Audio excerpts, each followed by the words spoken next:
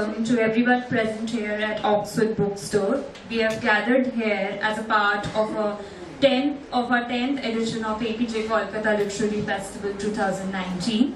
So today's event is Singing in the Dark Times, a time for poetry. And I would like to introduce the moderator over here, Sufia Khatoon. She is an editor, translator, author, poet, artist, designer, social activist and philanthropist, as well as a PR, media and event manager. Her debut book of poems, Death in the Holy Month, has been published by Hawker Publishing House recently. I would like to welcome to take Sufia Khatoon to take over the podium to introduce the panelists. Thank you so much. A very warm welcome, everyone. I'm really glad that you all came here today. A very good evening again. I'm thankful to Oxford Bookstore and Apeejay Festival for giving us this really amazing opportunity to have this session today. And it is indeed that we are singing in the dark times, that we all are here gathered. And what it means to sing in the dark times is to hold on to our voice, creative voice, and speak up against anything that we find is not enough. And then we show the mirror of society and we go on. And that's how it is, so that we can withstand the dark times. Let me introduce Sanjukta Dasgupta, ma'am. She will be moderating the panel discussion followed by the performance poetry. Dr. Sanjukta Dasgupta is a retired professor and former head, Department of English and former Dean, Faculty of Arts, Calcutta University.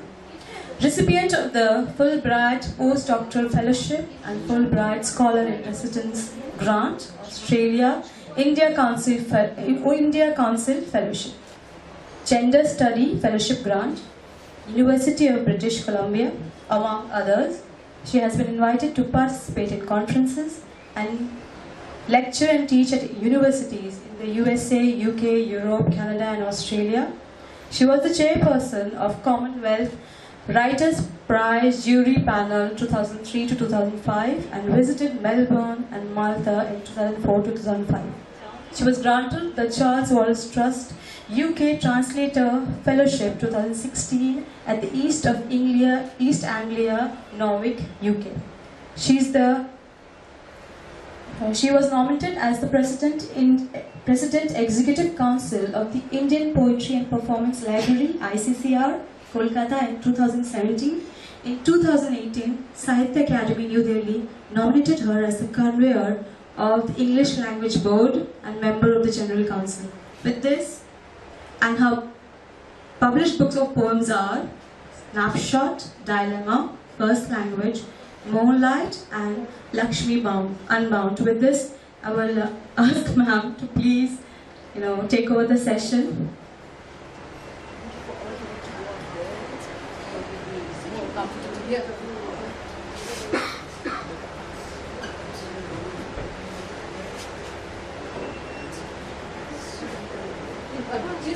I come back here.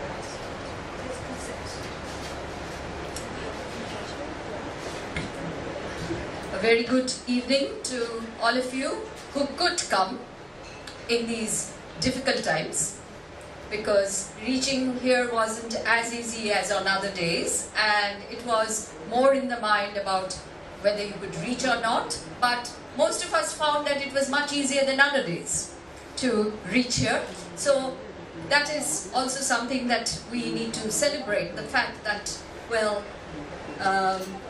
the Literary Festival chose such a day that reaching Oxford Bookstore would be very easy. And of course, a poetry session is always something that one looks forward to.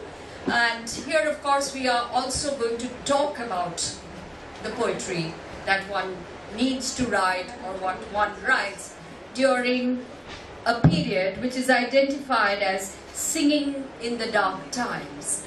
Now,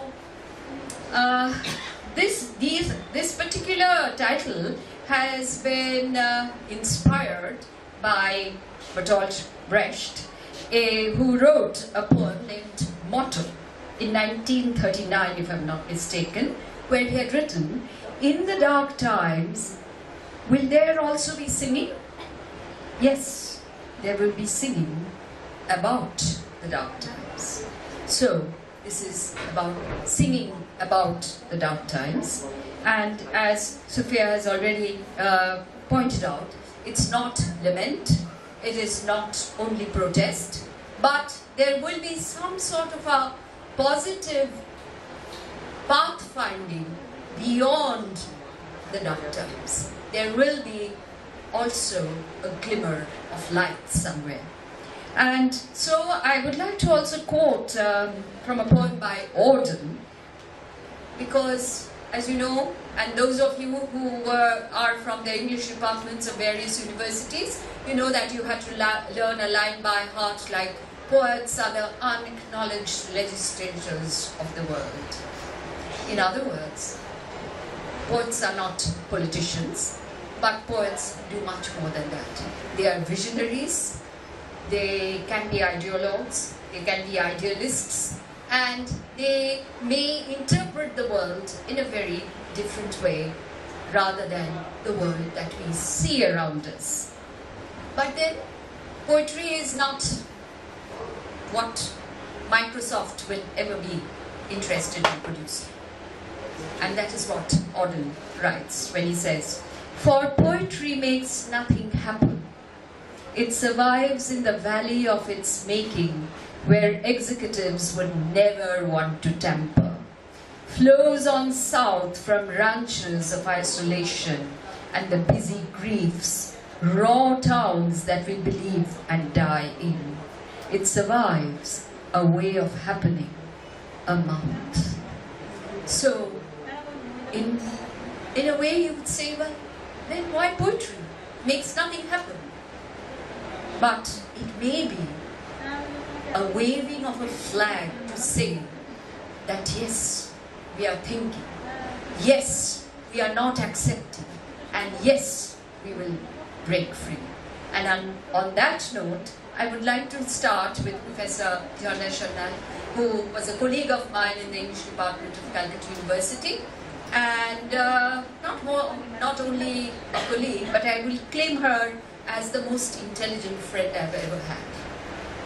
And so I would invite Professor Jhana Sharnal, Jhana to me, to talk about singing in the dark times, and do we need to sing in the dark times at all, and what would be dark times for you as a poet. The rest of the questions and the rest of the interactions will all happen there. I will also go there and sit with others. Thank you.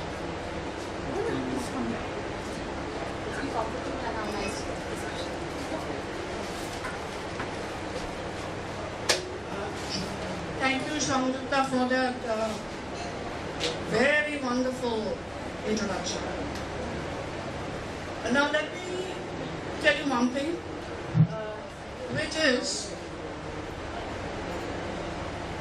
I was not, in fact, prepared for a kind of lecture. So this is a kind of, I would say, informal sharing of ideas.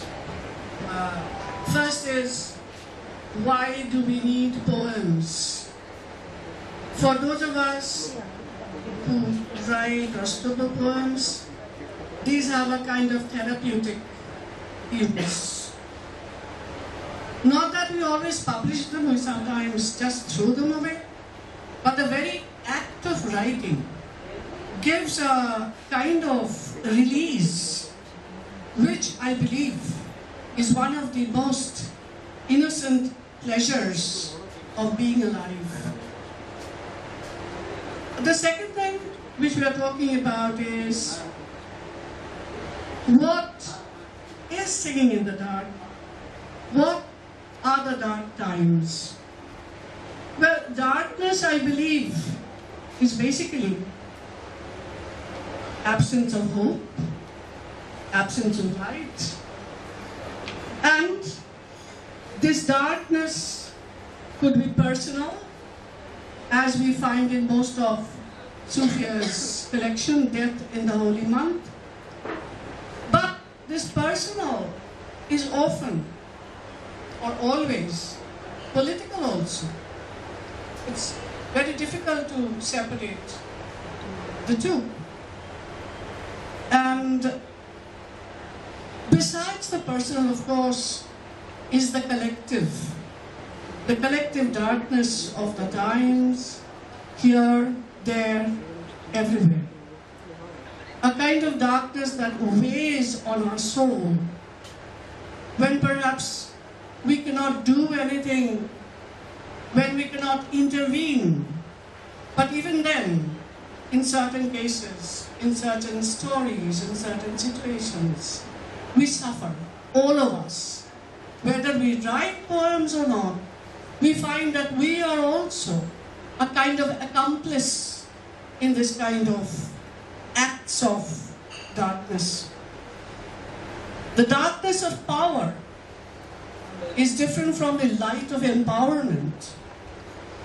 And therefore, if darkness has to be fought, it has to be fought through our negotiations with the world, through our understanding of the small and the big things of the world. Now, by darkness, I basically mean when we hypothecate all our thoughts, feelings, emotions to some sectarianism. And the dark times is possibly a time when we can invert Tagore's very famous poem, Chitto Jetha Bhoy Shunno. And I think we could read it this way, Chitto Jetha Bhoy Purno, Nimno Jetha Shir, Gyan Jetha Baddho, Jetha Griher Prachir, Apon Prandan Tale Divos Sharpori, Boshudhare Rekhe Dai Khanda Putra Kori. এর চেয়ে ভালো definition বোধহয় dark টাইমসের আর কিছু হতে পারে না, যেখানে সব where we, in fact, as we see now in our times, where intellect is subjugated to power itself. And since, you see, I don't have much by way of discussion from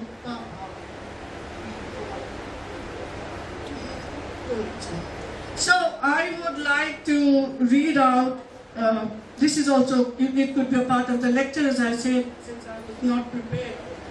One of the very burning issues of the time is the issue of the refugees. The refugee problem is a worldwide problem. And again, my anger, my sadness, my sorrow, I could have called this poem refusing to mourn the death of a child who died by drowning. I think it has a resonance for English students. And therefore, though I wanted to give that title, you'll be saying that this is a kind of legacy of colonialism or colonial education. So here is, we call it intertextuality. So this poem is called Midnight, and this is remembering the Alan Kurtis. The moon cringes under the crashing clouds, and the myths of attrition sharpen their knives on the anvil of darkness. Vessels, stapled with fear and prayer, flounder on the blasphemous waves. Who asks? Who answers? No one seems to know. Only the raging sea delivers a child on the rain-pelted shore. Let us make up a story to keep ourselves warm. Let us imagine. Let us imagine. Let us imagine as best as we can.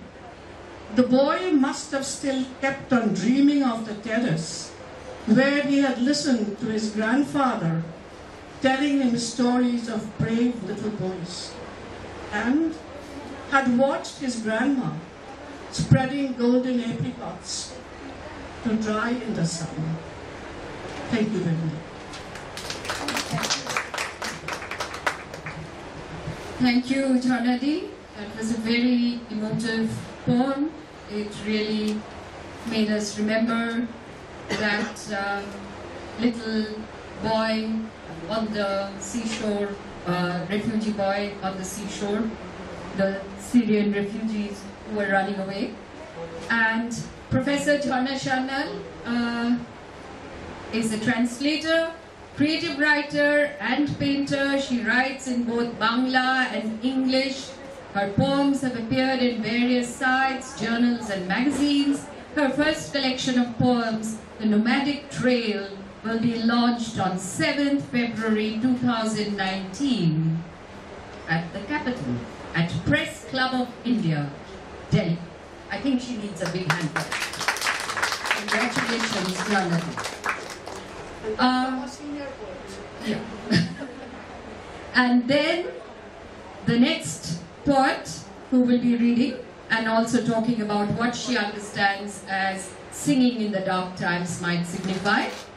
That is Sharmila Ray, who is a poet and non-fiction essayist, anthologized and featured in India and abroad. Her poems, short stories and non-fictional essays have appeared in various national and international magazines and journals.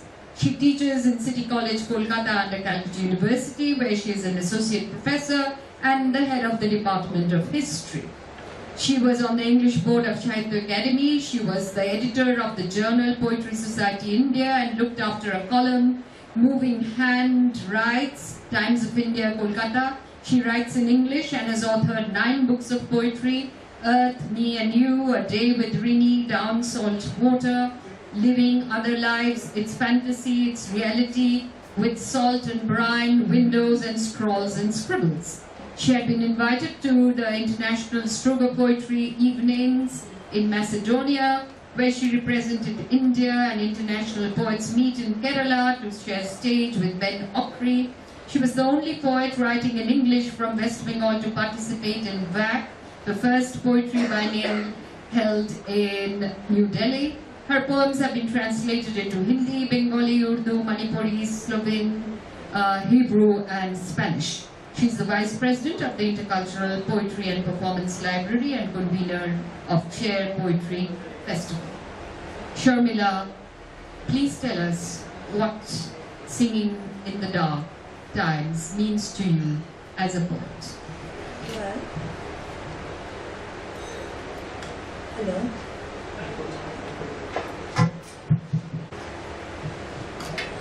Well, hello. So, singing in the dark times. What are we singing really? Poetry. And what is dark times after all? And why are we singing poetry? There has to be a meaning to this. See, dark times is very important. I'm talking about the present condition of this world, which is crisscrossed by violence, by religious fanaticism, and also so many kind of things, and also personal melancholia.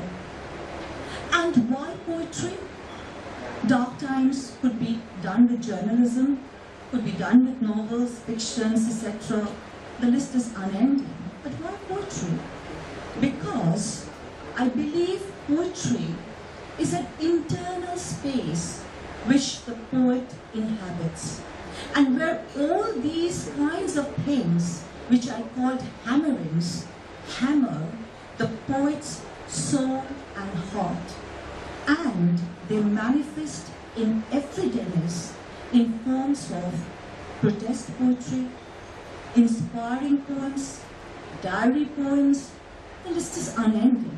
It goes on.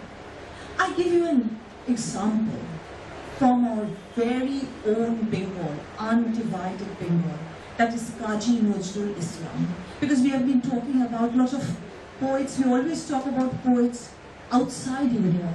but not from our very Bengal. We talk about Rabindranath, but others don't see the light.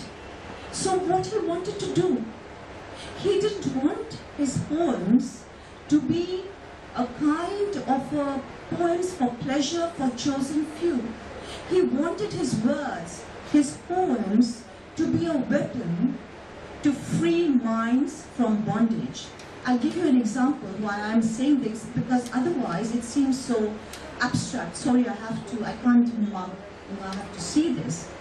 He says, I am the burning volcano in the bosom of the earth. I am the wildfire of the woods. I am hell's mad, terrific sea of war. I am rebel eternal. It is translated by Kabir Chaudhary and it is in this book, Kazi Nazrul Islam, His Revolt and Love.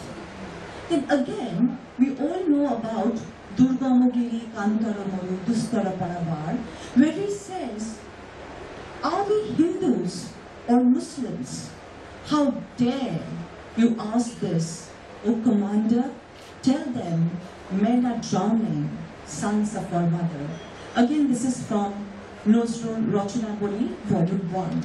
So why I'm saying this? Why I'm quoting this? Because you see, his poems are concentrated visuals that act, depict, influence, mobilize. So, poetry is what after all? It is words. Words which have ears, words which have eyes, words which have hands. It can see, it can feel, it can urge you to move on. And this is very important in dark times, not only in dark times, I must add, in sunny times too. Because it alters, because it has the power to stimulate one's mind, and hence the totality of a person's view of his private and public world. And it opens to new truths and challenges, and if we so wish, he can challenge or she can challenge the existing cultural, political, ideological system of that time. This is one part. Then again, if I go to very personal, a space which is much more interior. Suppose, for example, if I take Sufi's book, Death in the Holy Month, the name is very dark. But when I was going through the book, I was reading the poems, I was finding, after all these poems try to seek out a smile, to illuminate the dreams, the slip of the tongue, the walls, unsurmountable walls, which stretches through black, brown, white, yellow hearts, invisible. And that's why you cannot see, you cannot comprehend. And that's why it endangers our existence. So here, poetry is so important because it creates a dialogue with oneself and also with the other. Without this dialogue, there will be no exchanges, no reconciliation, no coexistence. There will only be a dialogue of the deaf and the assertion of the right on the one side. So for me, I believe poetry is the only sure bridge between the visible and the invisible, which cohabits both the dark and sunny times. Thank you.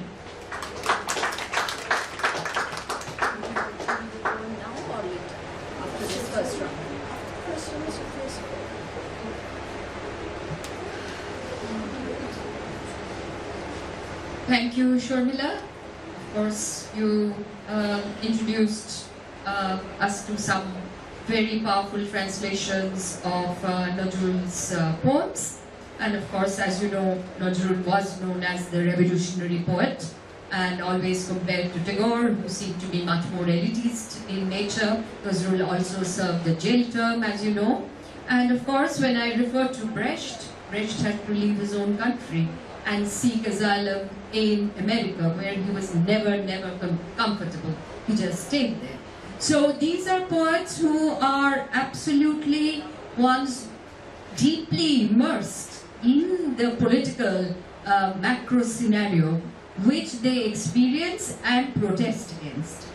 And not all poets can do that.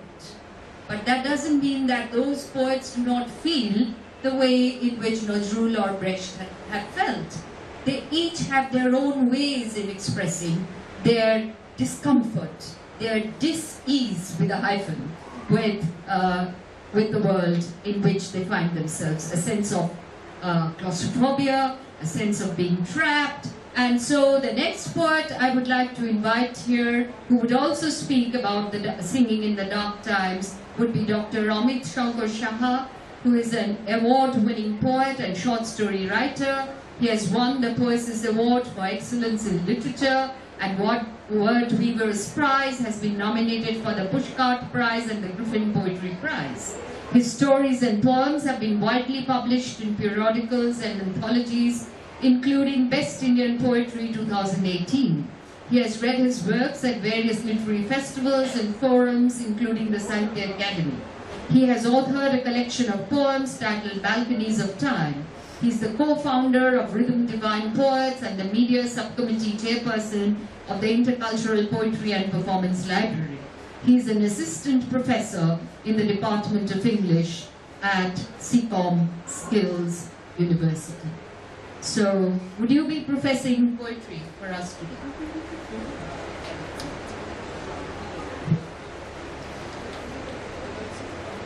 First of all, to answer this question, whether is it necessary to sing in the dark times, obviously the answer is yes. But why singing? Most of us know that the origin of poetry in the Greek civilization happened through songs. The Greek symposium used to have songs which later developed into poetry.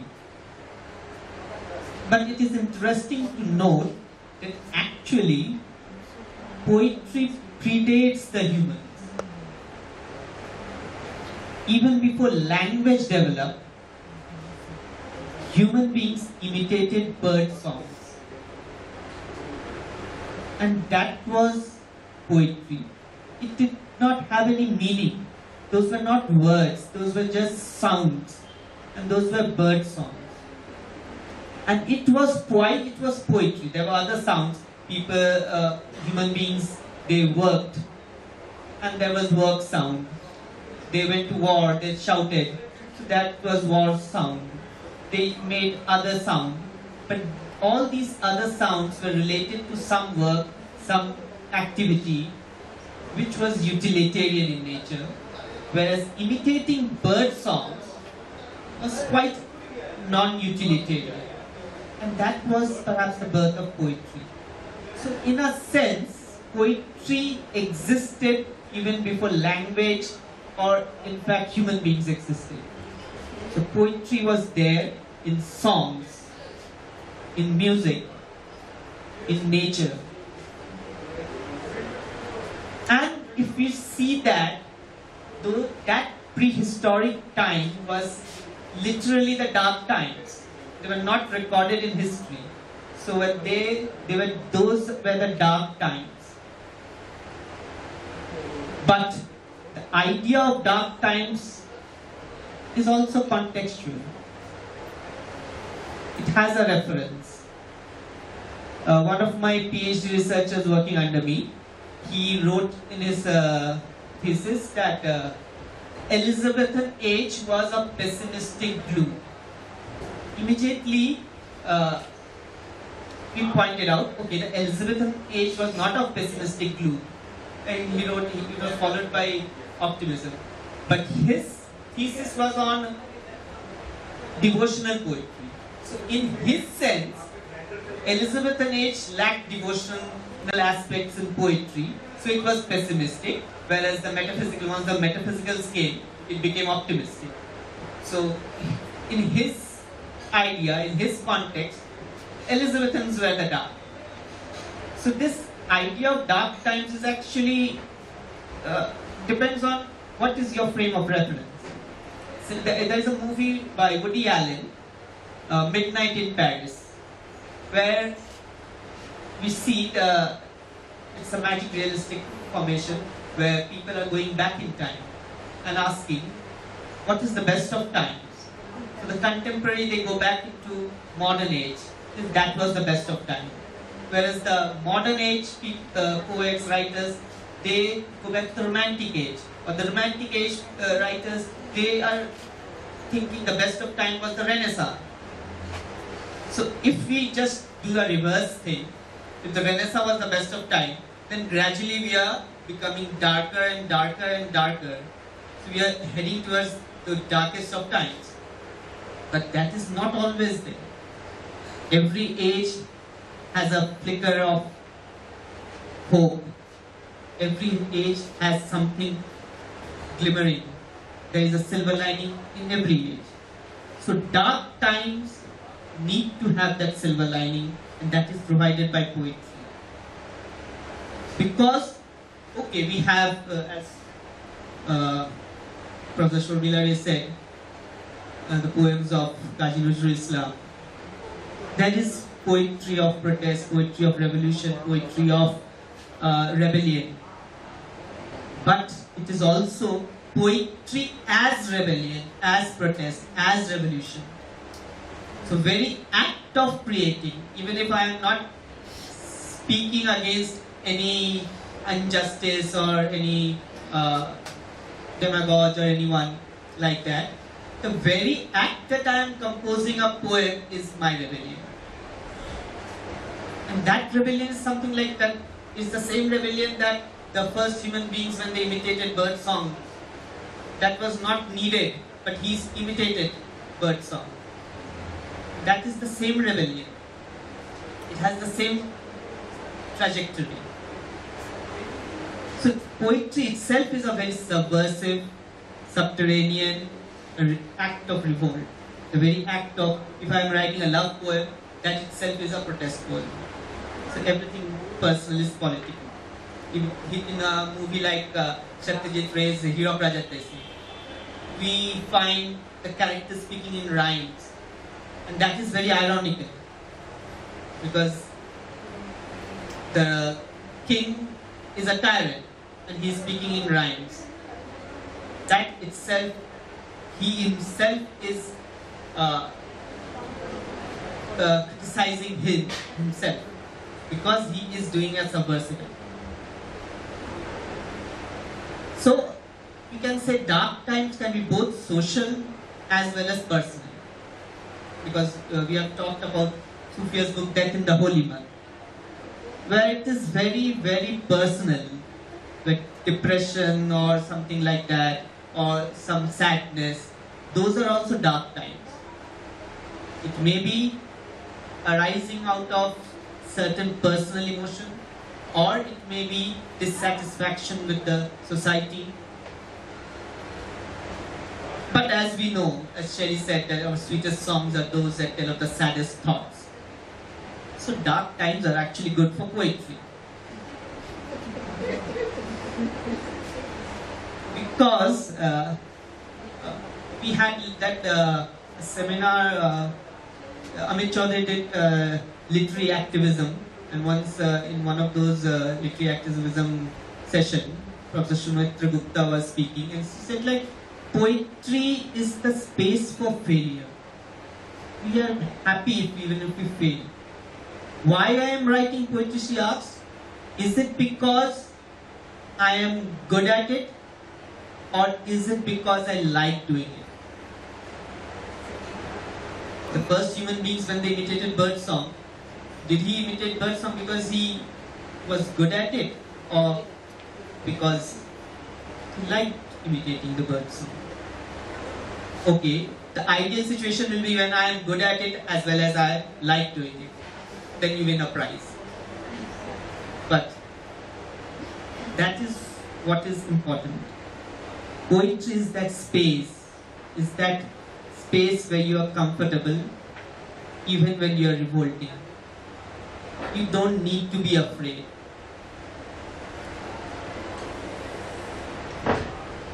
Poetry is also as much about expression as much as is it about communication. There is a black singer called James Brown.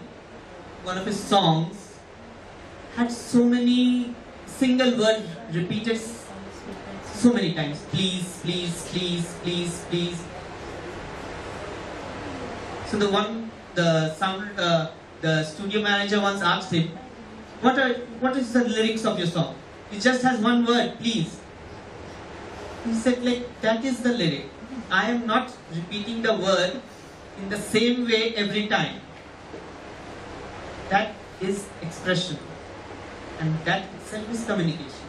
You don't need to communicate everything in a prosaic way. And if you're not doing it in a prosaic way, that's poetry. And coming to Death in the Holy Month, Sufia's book. Again, her origin of most of those poems, I believe, is from her family circumstances, the partition of India. That was kind of a violent episode which fractured her family. And that is where the pain, the suffering, and the poetry stems from. And the poetry is that silver lining in the dark times. I would like to read a poem. Can you read the poem? From her. I'll read mine later. Just read up, it is not much.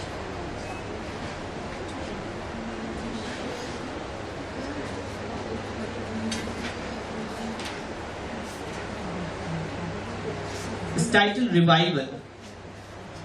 Dead End. Is this how one fine day everything ends?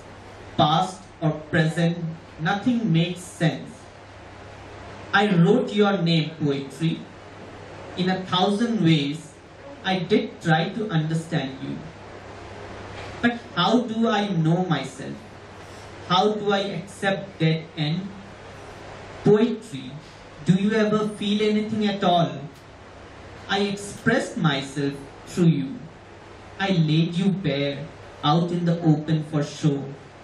Did I shame you then? I am afraid I can't make you eternal.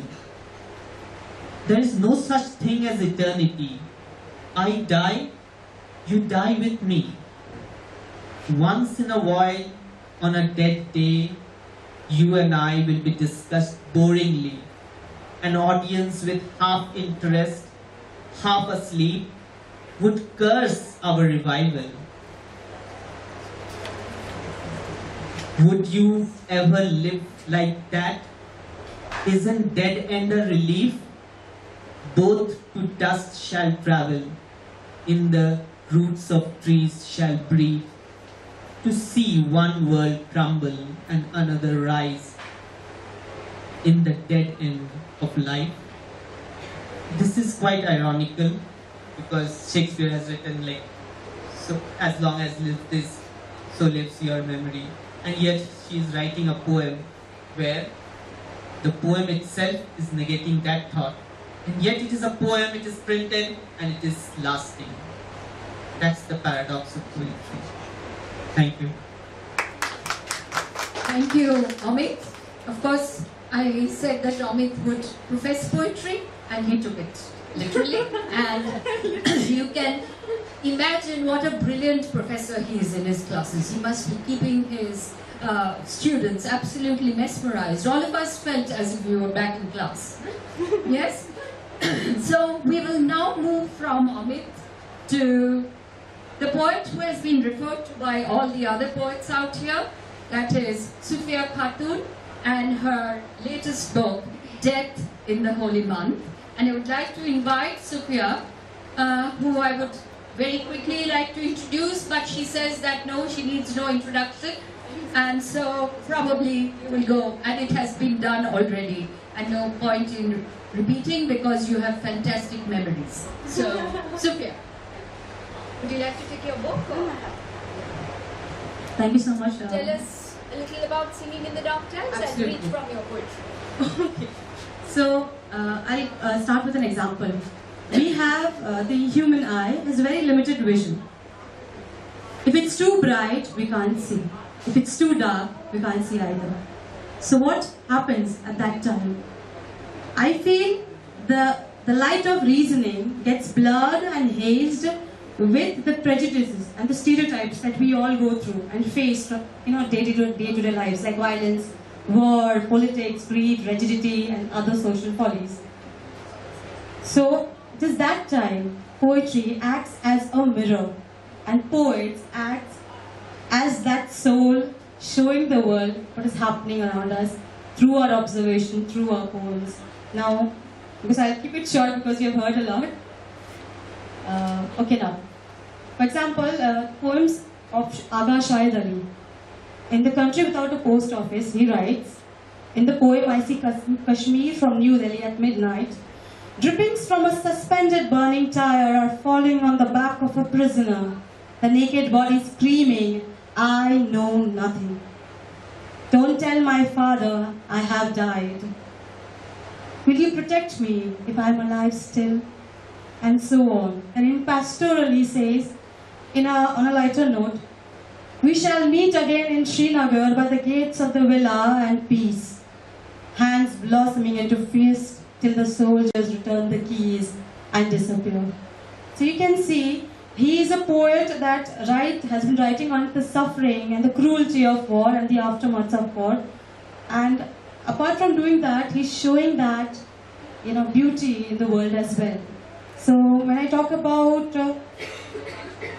Navina Das' Sanskar Nama, in a poem called Rubaiyat from Kashmir, 7 young boys shot before poles by your patriotic guns, our roses withered, but we shall win together in our love's lore and poems in the sun.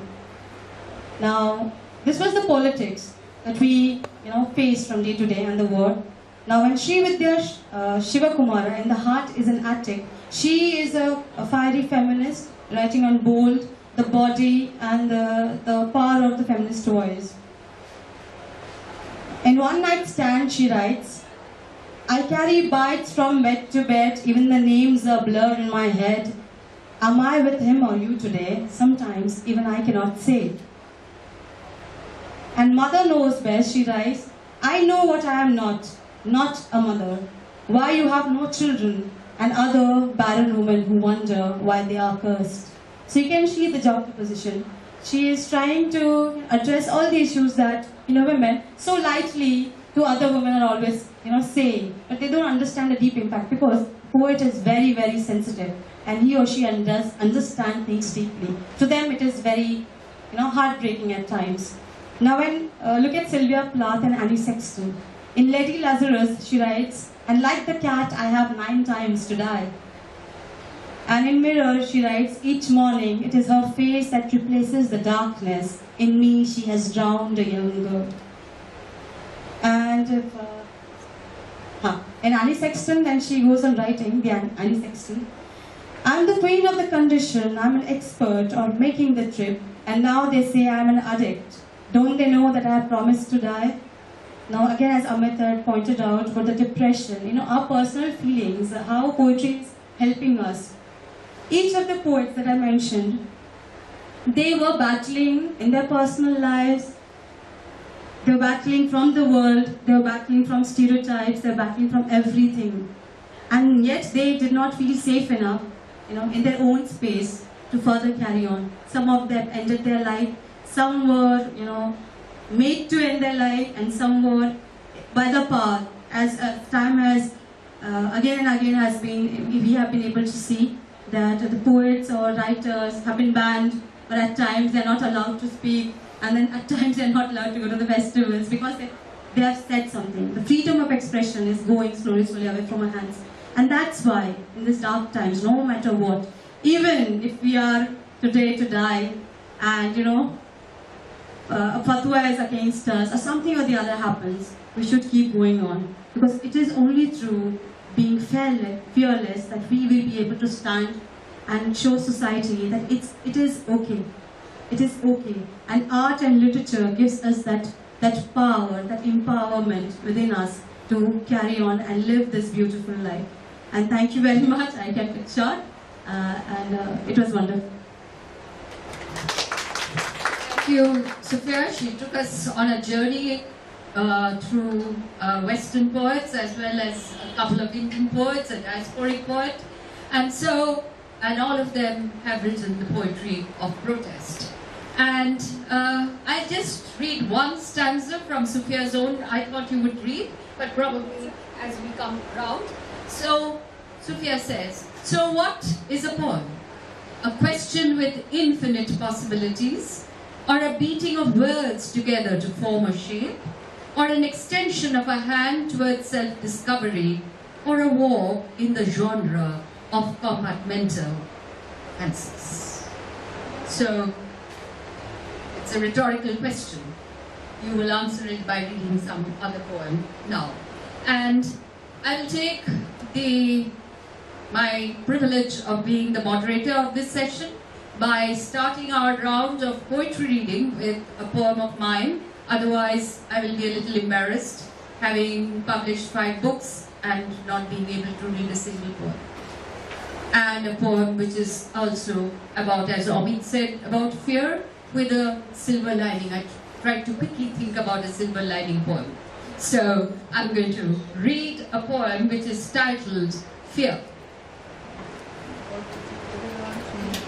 So, fear is the silent stalker that follows me everywhere, all the time, anytime. It leers and lurks in the merciless maze of the eyeless mind. Fear seals my lips, fear gags my mouth, fear throttles me, fear chokes my words, fear forces my eyes shut. Fear makes me pretend I haven't heard anything, I haven't seen anything, I haven't felt anything. Fear has made me senseless like a rotten log on a patch of rain-drenched grass. Fear has slashed off my tongue. Fear just makes me moan and groan, inarticulate, muffled whimpers, spine-chilling, uncanny whispers. Fear shrivels and shrinks me every day. Fear has bent my backbone. Fear has bent my head.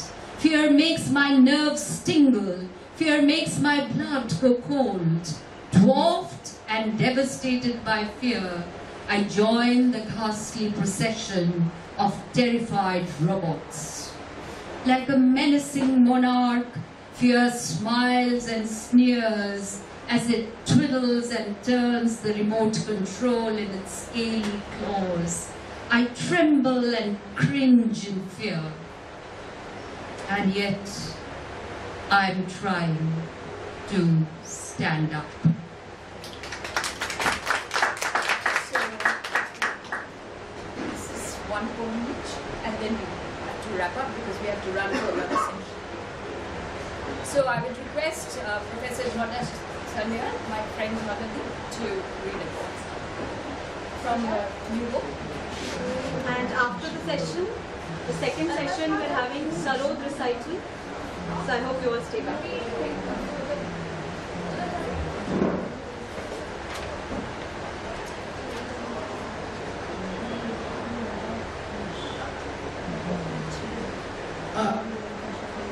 Again, I wasn't prepared. I didn't know that you had to read poems. So, but we are all talking about, fear, one particular kind of fear, darkness. Now, being a sort of nature lover to the core in the sense that I also admire snails, as they move.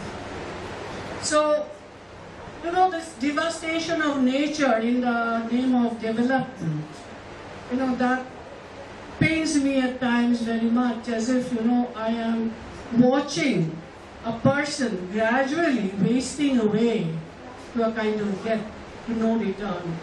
This really pains me. Once I've been to North Bengal, I do know Tista. Tista is the river there.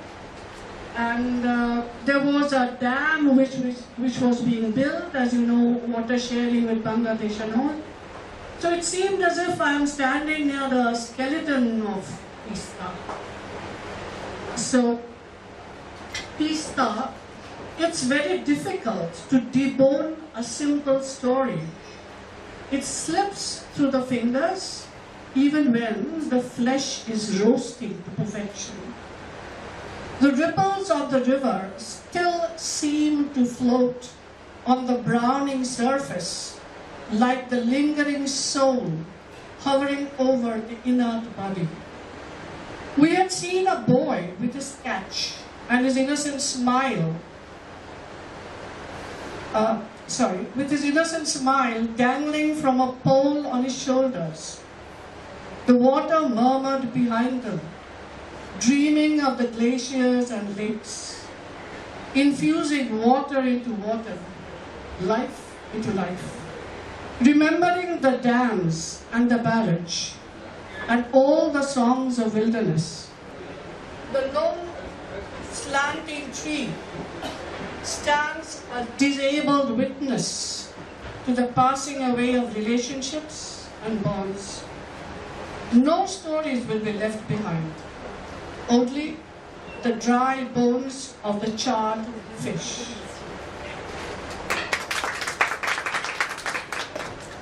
Thank you, Dhanvi. It was really, really.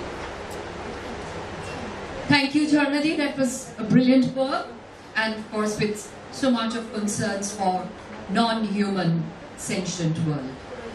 And I would just like to point out one thing here. You see, age-wise, I am perhaps the oldest participant here. But as far as my publication life is concerned, poetry, I am the youngest. And secondly, you see, when Sufia invited me to be one of the panelists, I told her that, look, I find that I am the only bookless person, you better give it a thought. And she said, no, that was absolutely okay, etc. So I thought it would be a sheer act of ignominy, not having a book of poems. And that is my excuse. Because you see, when I started writing, none of you were born. Then the Telegraph used to have a magazine in which it used to publish creative writing. Even the Femina, which now thinks unprofitable to publish poems, even there I used to just publish. But I was not very professional. It was Sufia's nudge, and Omid also sometimes told me. So thank you. Thank you, Jharnadi. And of course, as you know, poetry is ageless and timeless, and so we cannot put chronology and poetry together. And it's just wonderful that you are a debutante. And so with that, we move on to Sharmila Ray, who is an established poet writing for a very long time, and she will read a poem. It's called Won't They Shame Us? Our heads are made empty, filled with the thick smell of battle. Our hearts are scooped out, and its hollow nestles hatred. Do we in the plains feel remorse when a boy is shot in the valley? Do we feel fear when every window up there is bolted?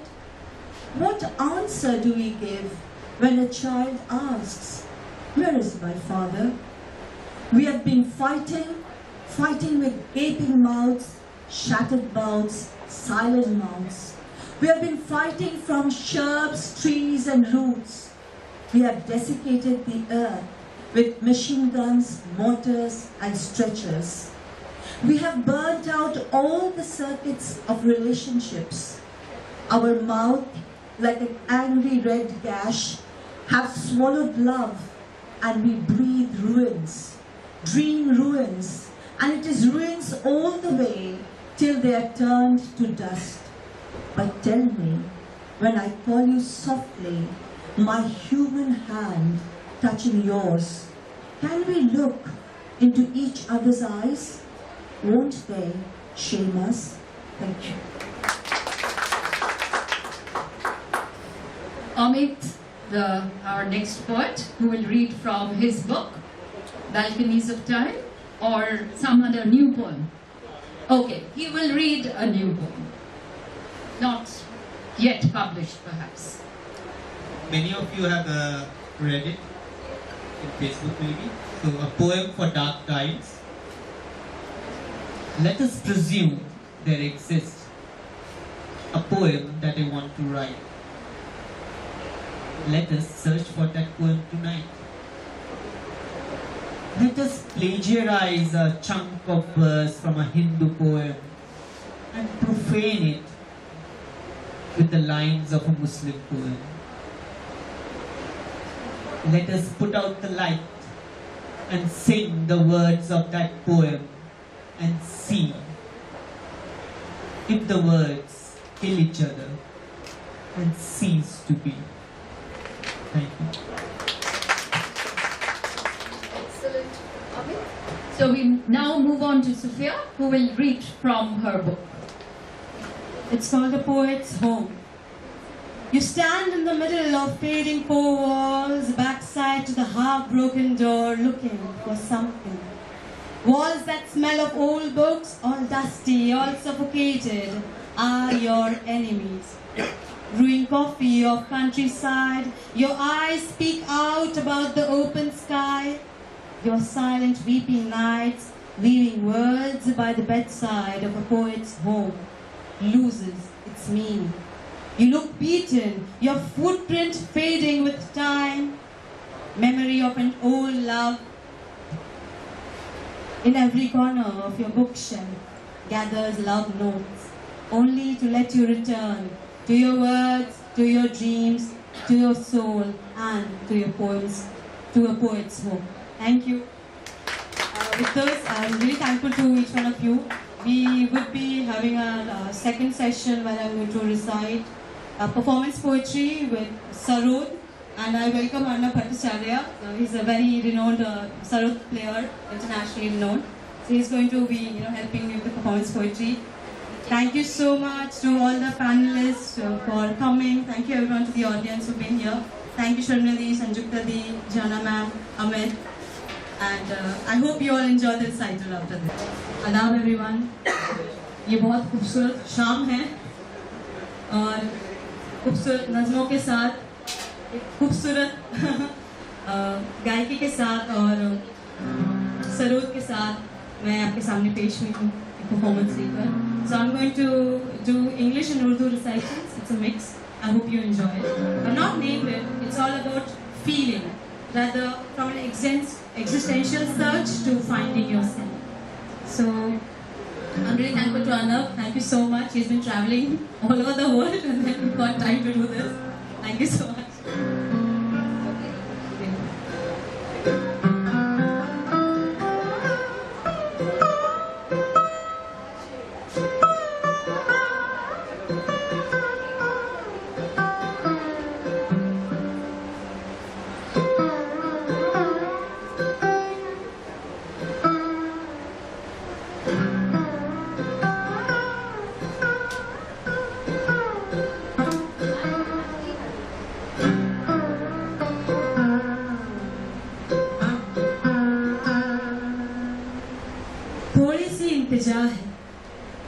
थोड़ी सी है ये ख्वाहिश मुझको मेरी राह पे रहने दो ये दुनिया और उसकी दुनियादारी मेरे लिए नहीं है मैं तो बस सूफी हूँ कायनात के हर जर्रे में कभी बारिश तो कभी कोहरे में रूहानी ख्वाब लेकर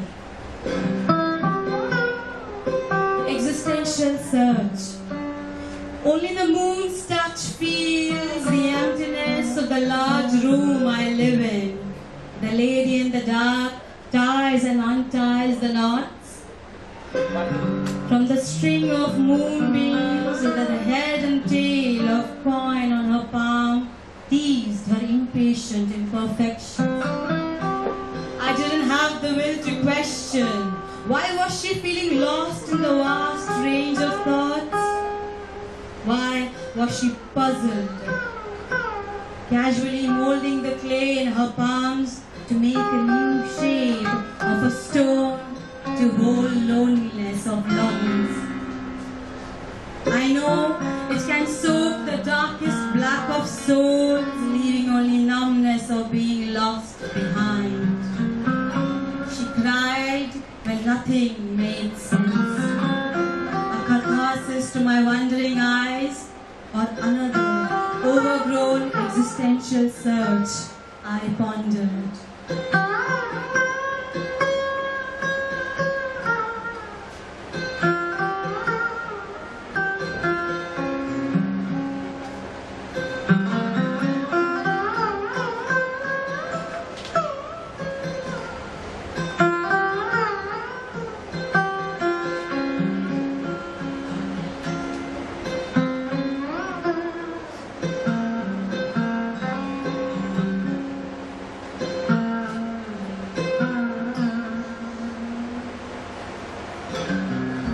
वो कहते हैं कि वजह ढूंढो सांस लेने की।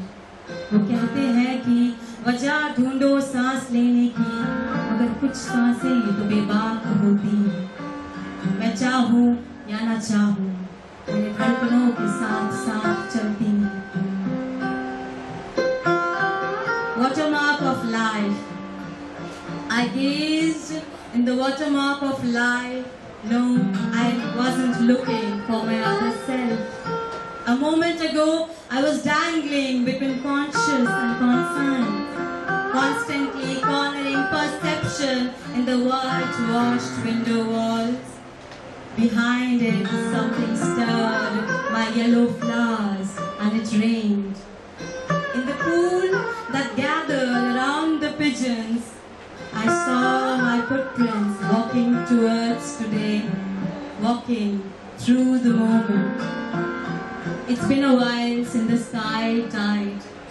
Now all I see is unwavering greenish dullness, a silence that can never change, and somewhere deep inside my emptiness is craving a rainy sky. Perhaps the sullen cause gives it hope. A dull day can be outstretched with colors and painted skillfully across the parallel windows that don't open at all. I see a pigeon building a nest. Is this perfectly alright, I ask. The night pour overs the sullen feathers of a pigeon. I feel the pangs of rain. Hesitantly, I reach out. I let go. I step forward. The barricades of rigidity, the iron rod proclaims the night. Fluttering feathers, wet with desire, look for a shoulder once more.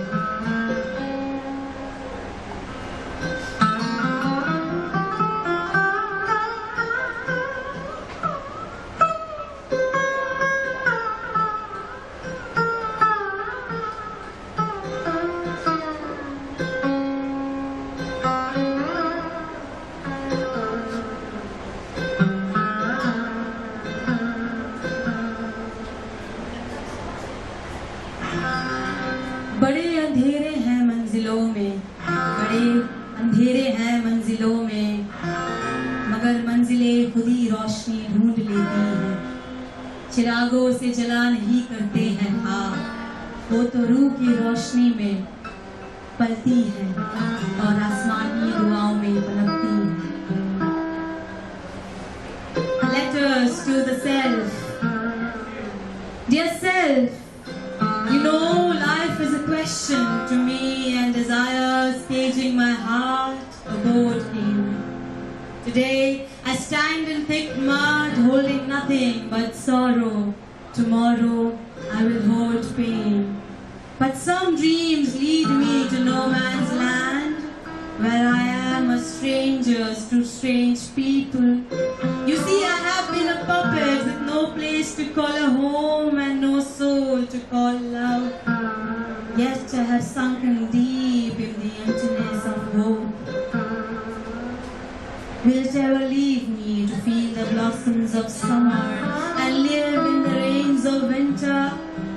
I know not why, mind can't understand the depths of prayers. I keep praying for the violent voice, willing to trample the ego of the self. Yet there is arm against the innocent. You know, I have traveled from the moon to the sun and beyond, looking for a seashell. I heard they died in war of conflicts.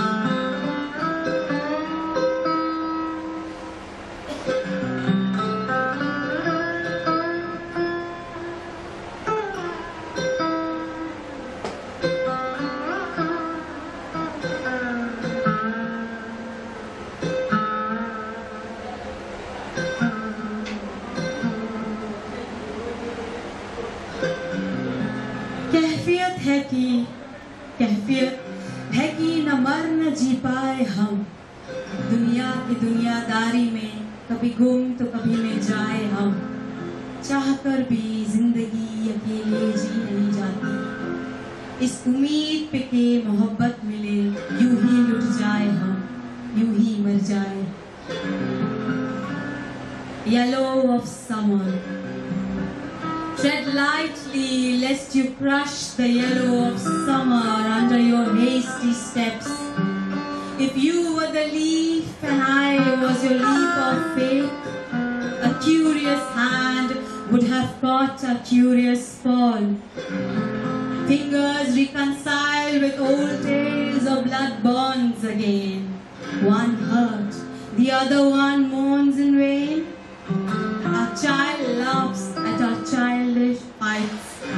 An old hand you seem to have held when a boy had died. An old clock starts ticking somewhere in a cultured home where lives of strangers meet. I still look for your laughter when eyes fall out of life. Perhaps someday we can find the lost spring flowers under the trees, running to catch them alive. And you were right to say once, we should live in the yellow of summer.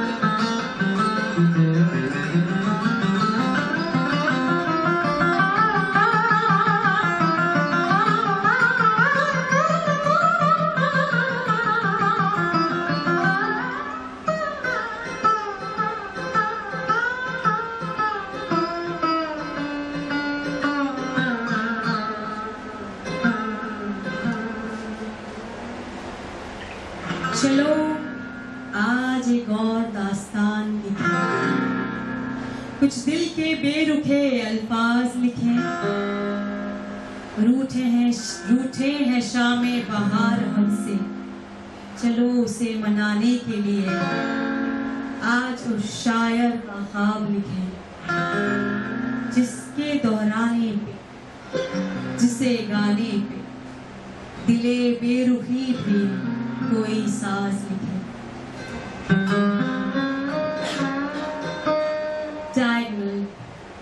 The protruded belly of the yellow walls and the by-lanes smelled of nostalgic festive fragrance. A sip of the orange bubbly, hush, pool and peach, taste of memory in my mouth. Red earth dusted hands opening the rusty lock of Kamrun Khala's door. A checkered evening brought the blue flower-dressed girl in the front seat of my table, the table of a diagonal mandala. Circle. Ice water gathered in the Moroccan tea coaster, overlooking the word peace on the circular wall. I was accused of pain. I poured it in a glass bottle where God resides. Angular. I draw an angular shape, leaving space for light and shade, darkness. A lizard hiding under the papaya branch eyes its prey. Far, lights follow angular lines around the peak sky. In the middle, Azan and Aarti find the same voice.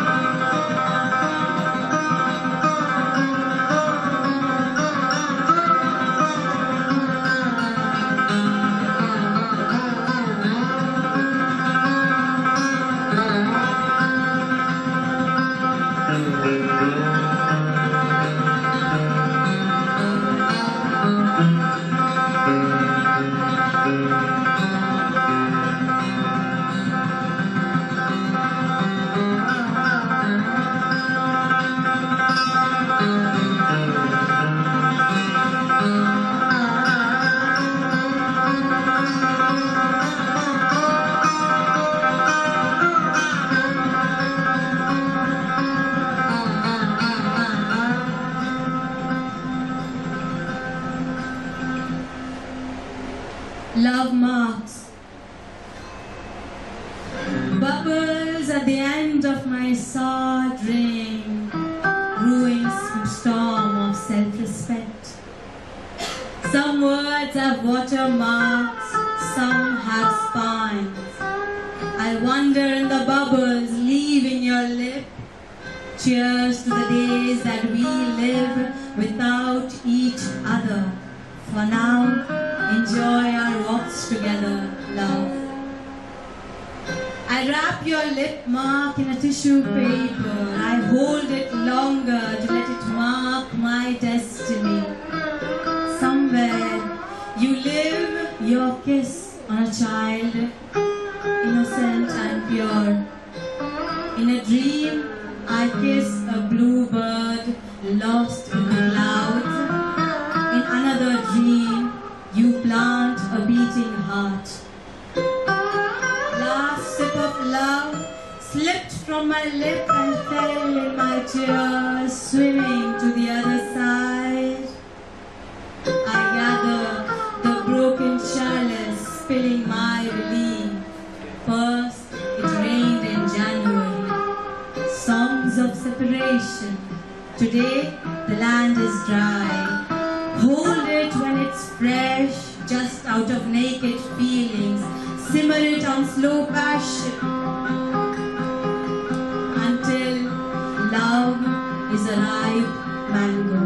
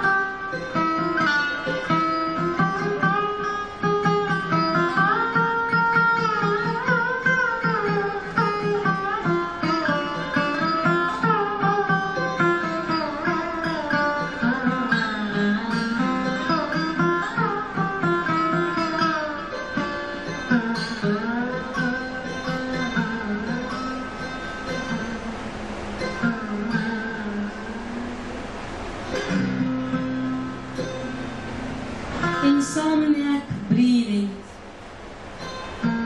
Living in the city of wakefulness, I assume it's a trick of the sleepless stars to captivate the feverish dreams. Who has known, who will ever know the secrets of the hidden knowledge of the insomniac breathings that binds the haunting eyes night after night and fixes itself on the parchments of the eyelids. Time is stubborn enough, cruel enough to settle cross-legged on the lap of emptiness that finds solace in the body. I circle the delirious reality of dreams and the screams of painful silence. I realize the secret is locked in the ice age of the mind, shifting the oceanic tears from the green continent of hope. The murky island of useless purpose just floats away until all is forgotten on the placid roads of life and insomnia lives on.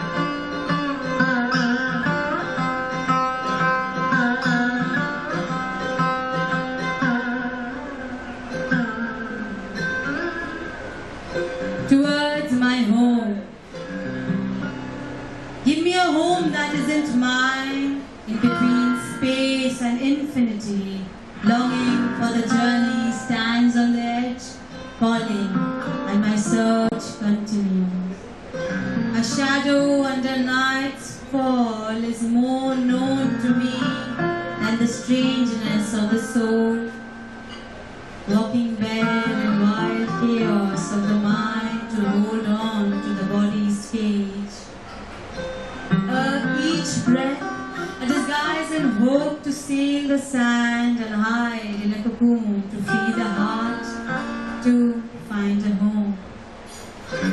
Not in imagination, but in the tides of moonlight and the symphony of water.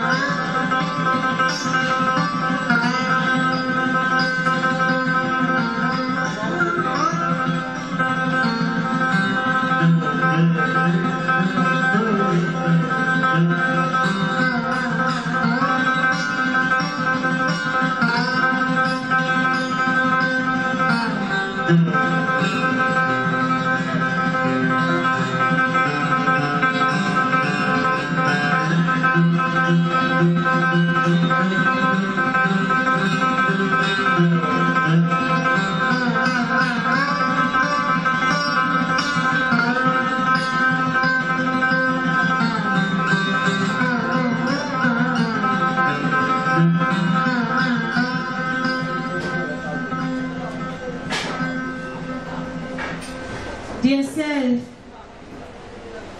stories are for the world that has lost all hope. I have lost faith in humanity. There is a wide trench of hollowness in the feelings of love and hate, but they have taken everything away from me, even the desire to dream. Yet the shade of my soul is white in speckles of grey, eating me from bone to soul until I couldn't see the reality anymore. I wish we remain strangers as long as time can bear the worries. I go for really long walks with the hope of leaving my peaceful kites of birds and beasts, because humans aren't humans anymore. They are termites hiding behind the made-up images, waiting to wage war. I travel in and out of myself. I'm glad you are traveling the universe. Today, I have prepared for a funeral. No, not of the body, but of the mind. I'm writing on the mellowed leaves, feeling the burning sensation. I can meet you in dreams though.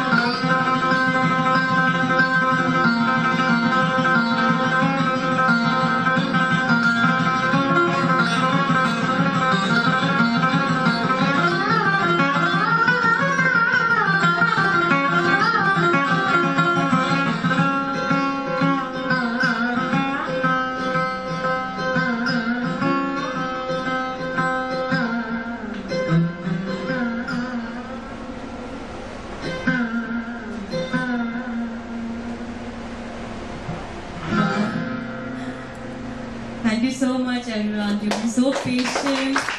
And while you're performing, we are getting overwhelmed by the entire energy. Thank you, Anam. I'm so grateful that you came for this. And I'm going to perform 2 more poems, if you want me to. I hope I'm not exceeding the time. On guitar, love poems, 3 to 4.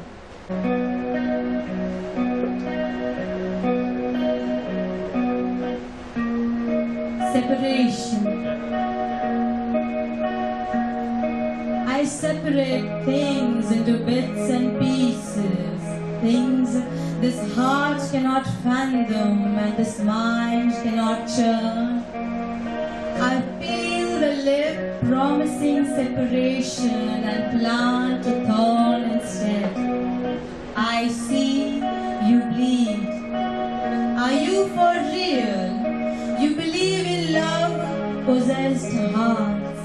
I smoke love-rolled letters and cigarettes, letting it simmer slowly and puff. Limb to torso, spine to ribs, you make a thin cut and search for the heart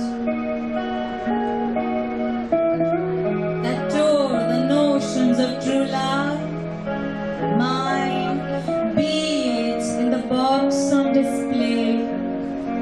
Craft a paper heart instead out of dreams.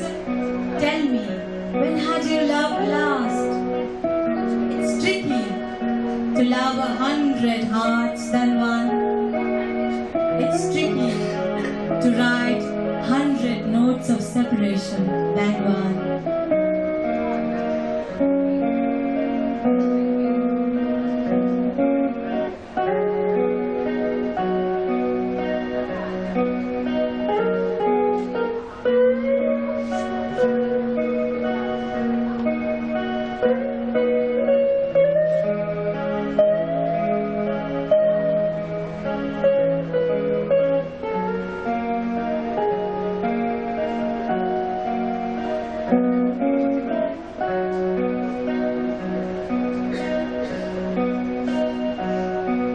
Flirtation.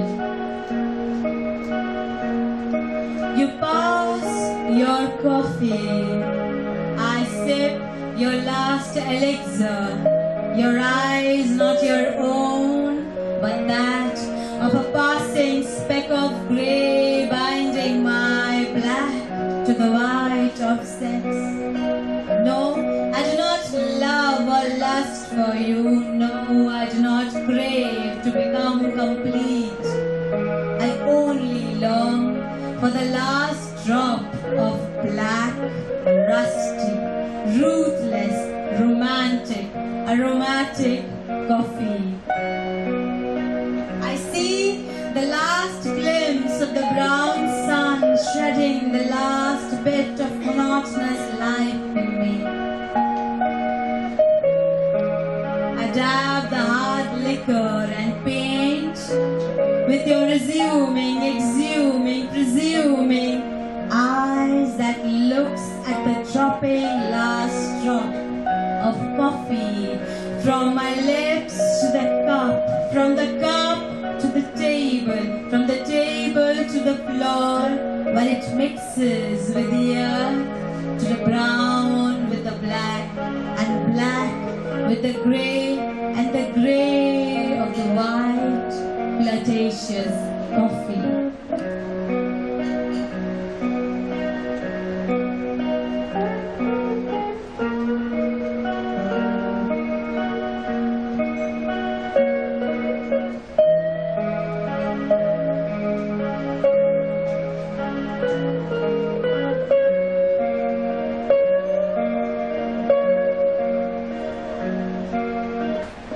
How I killed love. Lovebirds so in love, peck and please each other in my iron cage. I separate the two. I see one screams and one submits to my doing. Days, weeks, months pass. Screaming gives way to longing, and submission gives way to cries. love gives way to sorrow. I still wait for something to stir my heart, to separate the dead emotions with hate or love. I feel nothing to see them suffer. They still feel my suffering. I control love that travels around the cage, where each night the lovebirds write letters of separation. I write after a decade how I killed love that never left the cage, that never left my stoned heart, that never left the beating affections of the lovebirds.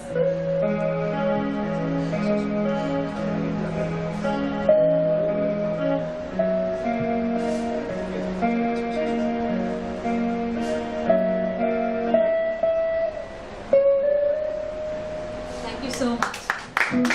Thank you. For an audience like this, thank you so much.